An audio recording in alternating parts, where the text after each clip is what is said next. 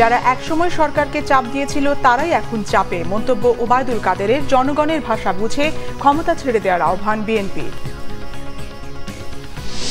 রাজধানীতে তাপমাত্রা কমে আসবে কাল থেকে। 6 তারিখের পর সারা দেশেই বৃষ্টির সম্ভাবনা। ঢাকা সহ বিভিন্ন জেলায় শিক্ষা প্রতিষ্ঠান বন্ধ কাল।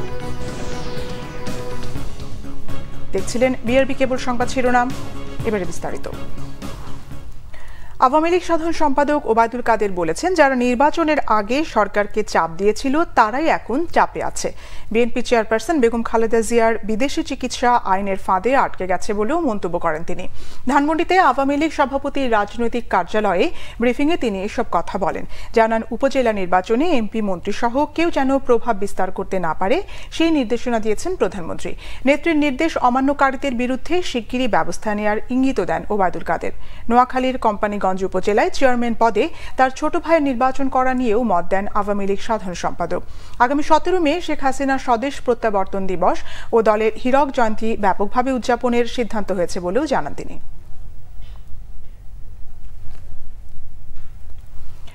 বিএনপি নেতারা জানেন, ষড়যন্ত্র করে কাউকে সরিয়ে ক্ষমতায় যেতে চায় না বিএনপি। তবে জনগণ আর আওয়ামী লীগকে ক্ষমতায় রাখতে চায় না, তাই জনগণের ইচ্ছের বাস্তবায়ন করতে চায় বিএনপি, অথচ বিরোধীদের নিয়ে মিথ্যাচার করছে ক্ষমতাসীনরা। বিএনপির সিনিয়র যুগ্ম মহাসচিব রুহুল কবির রিজভী বলেছেন, ক্ষমতায় কে বসবে সেটির মালিক তো জনগণই নিরপেক্ষ নির্বাচনের মাধ্যমে ঠিক করবে কে ক্ষমতায় বসবে। তুরাগ থানা বিএনপির উদ্যোগে শ্রমজীবী মানুষের মাঝে বিশুদ্ধ খাবার পানি, স্যালাইন বিতরণ ও সচেতনতামূলক লিফলেট বিতরণ অনুষ্ঠানে তিনি কথা বলেন। এদিকে জাতীয় প্রেস ক্লাবের সামনে এক সমাবেশে বিএনপি চেয়ারপারসন উপদেষ্টা জয়নুল আবদিন ফারুক বলেন, বিএনপি নিয়ে মিথ্যাচার করা হচ্ছে, সুষ্ঠু ভোট হয়নি, তাই অতি ডান অতি বাম সবাই সরকারকে সরাতে চায় বলেও জানান তিনি।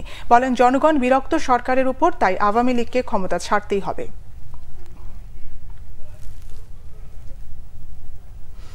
আগামীকাল থেকে ঢাকা এবং 6 তারিখ থেকে সারা দেশের তাপমাত্রা কমে আসবে বলে জানিয়েছে আবহাওয়া অফিস।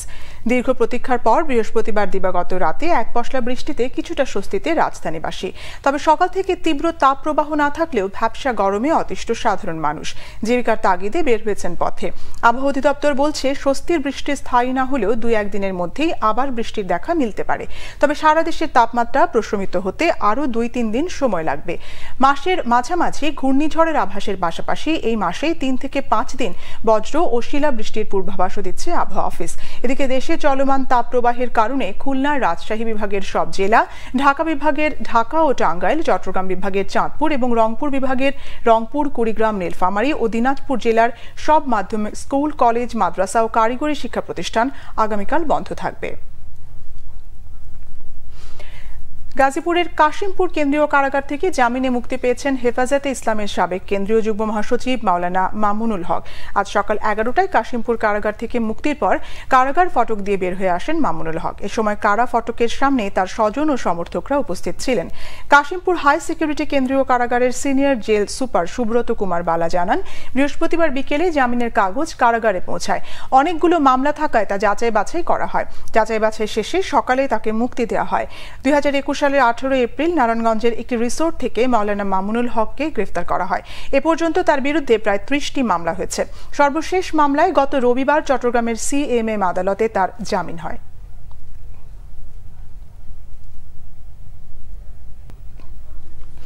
বাংলাদেশ জিম্বাবুয়ে টি-20 সিরিজ প্রস্তুতির নামে পরীক্ষা নিরীক্ষা করতে গিয়ে জিম্বাবুয়ের বিপক্ষে টি-20 সিরিজ হালকাভাবে নিতে রাজি নন নাজমুল হোসেন শান্ত। বরং সিরিজটিকে আত্মবিশ্বাস বাড়িয়ে নেওয়ার সুযোগ হিসেবে দেখছেন টাইগার অধিনায়ক। চট্টগ্রামে সন্ধ্যা 6টায় শুরু হবে 5 ম্যাচ সিরিজের প্রথমটি। বিশ্বকাপের প্রস্তুতি নিতেই জিম্বাবুয়ের বিপক্ষে টি-20 সিরিজ। বিশ্বকাপের ভাবনায় থাকা সাকিব, মুস্তাফিজ, সৌম্য সরকার নেই প্রথম 3 ম্যাচের স্কোয়াডে।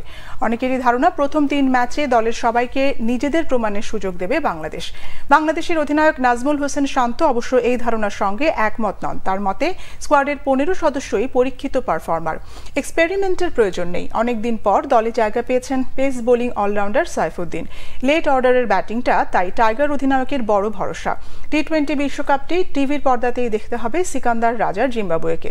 অনেকেই মনে করেন এই সিরিজটি জিম্বাবুয়ের জন্য আসলে বাংলাদেশের বিশ্বকাপ প্রস্তুতিতে সহায়তা দেওয়ার মিশন। তবে এই ধারণার ঘোর বিরোধী জিম্বাবুয়ের অধিনায়ক। সিরিজ জিততে যথেষ্ট প্রস্তুতি নিয়ে এসেছেন জানিয়েছেন রাজা।